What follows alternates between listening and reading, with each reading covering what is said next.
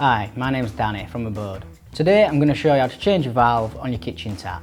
When your valves have worn, you'll probably see over time, or if there's been debris in your water line, once you turn the levers off into the upright position, it may continue to drip thereafter.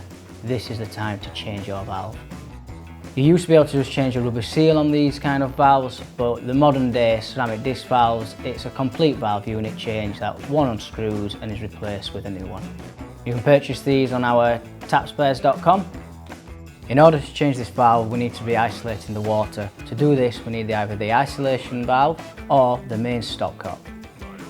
Once you've isolated the water, you want to be looking at removing the handle to get to your valve. To remove this, you need to pop off the little dust cap on the side and then a standard screwdriver to undo the securing screw, and the handle will just pull away.